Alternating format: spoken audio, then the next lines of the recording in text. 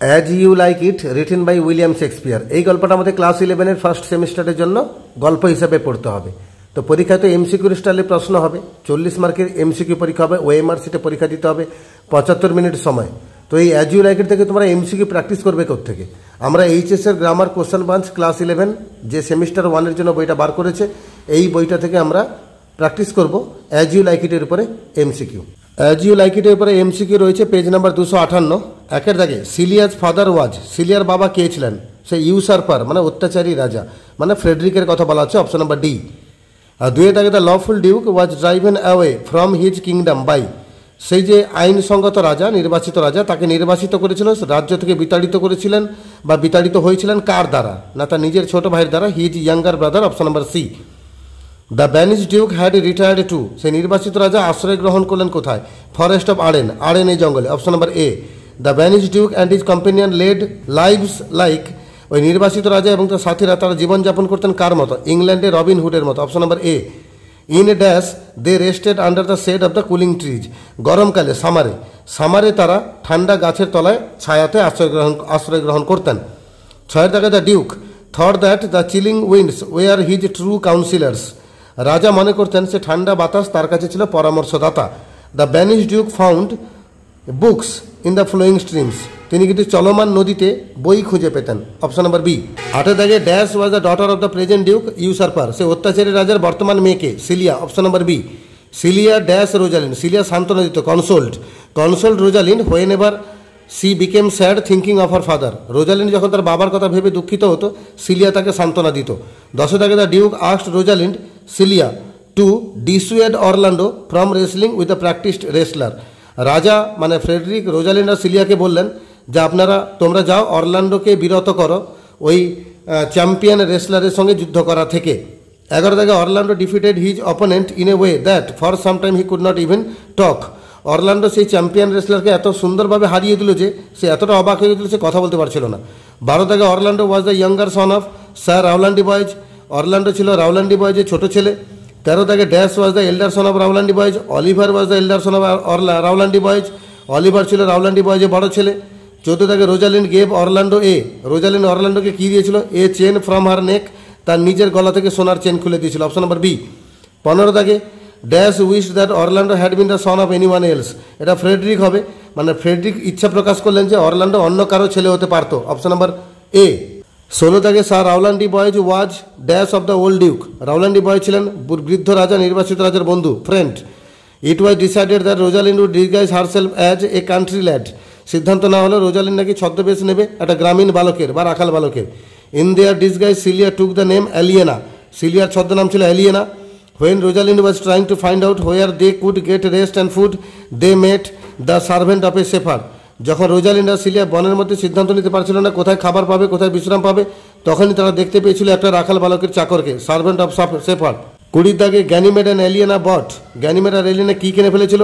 Both the house and the sheep of the shepherd, option number D. 21 দাগে when Sir Rowland de Boys died he placed Orlando in the custody of Oliver, যখন Rowland de boys মারা গেলেন তখন তিনি অরল্যান্ডোকে অলিভারের দায়িত্বে রেখে গেছিলেন। 22 দাগে dash was the elder son of Rowland de Boys, উত্তর হবে অলিভার ছিল রাওলান্ডি বয়েজের বড় ছেলে। Dash had arrange for the fight as he wanted get rid of his younger brother, ছোটো ভাইয়ের কাছ থেকে নিষ্কৃতি পাওয়ার জন্য এই যুদ্ধের ব্যবস্থা, মল্লযুদ্ধের ব্যবস্থা কে করেছিল? অলিভার ব্যবস্থা করেছিল, option number B. Oliver had planned to burn his brother alive in his chamber, Oliver plan করেছিল অরল্যান্ডোকে পুড়িয়ে মারবে, জানতো।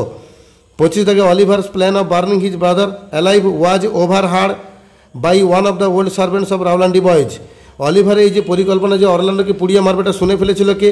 না একটা বৃদ্ধ চাকর অ্যাডাম শুনে ফেলেছিল। The name of Sir Rowland de's old servant was Adam, সে বৃদ্ধ চাকরের নাম হচ্ছে Adam. Dash resembled his father, কে তার বাবার মতো হয়েছিল? উত্তর হচ্ছে অরল্যান্ডো তার বাবার মতো হয়েছিল। Adams had served dash for future use gold amounting 500 crowns, স্বর্ণমুদ্রা কিছু জমিয়েছিল প্রায় 500 ক্রাউন, এটা সে ভবিষ্যতের জন্য জমিয়েছিল। Orlando called Adam as good old man, Orlando অ্যাডামকে ভালো বৃদ্ধ মানুষ, বুড়ো মানুষ এটা বলে ডাকছিল, good old man, option number B. 30 দাগে Orlando came upon dash when he was searching for food, Orlando কাকে দেখতে পেয়েছিল যখন সে খাবার খুঁজছিল? The old duke and his friends, option number A.